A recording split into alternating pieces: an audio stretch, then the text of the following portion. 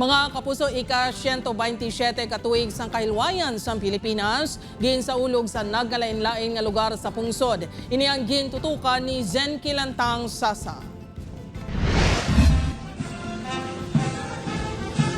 Diwat ng ginwagayway ang isa sa pinakadako nga hayahay sang Pilipinas sa luwas sang Luzon sa Santa Barbara, Iloilo, kadungan sa selebrasyon sang ika-127 katuig nga Independence Day sang pungsod Pilipinas. Nanging dinapit nga bisita si DOH Undersecretary Dr. Mary Ann Palermo Maestral.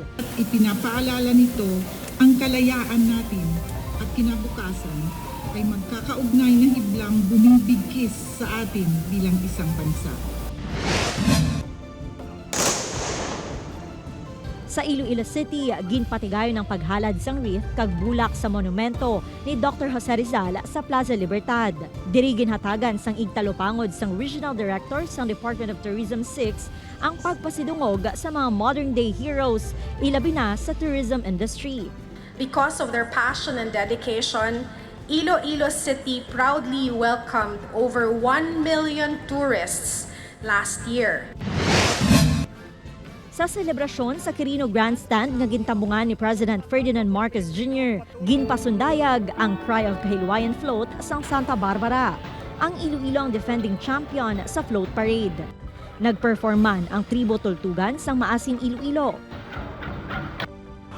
Tribo Panay nga tiglawas ng Dinagyang Festival.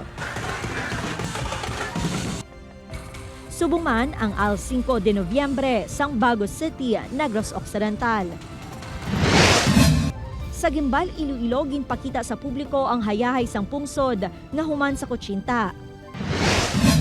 Sa Bacolod City, magluwas sa seremonya, ginselebrar ang adlaw sang kahilwayan pinaagi sa parada nga ginpasakupan sa mga kabataan, LGU kag nagkalain-laing organisasyon.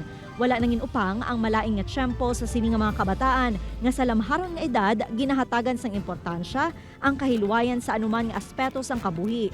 Freedom to speech and freedom to education and freedom to do whatever you want.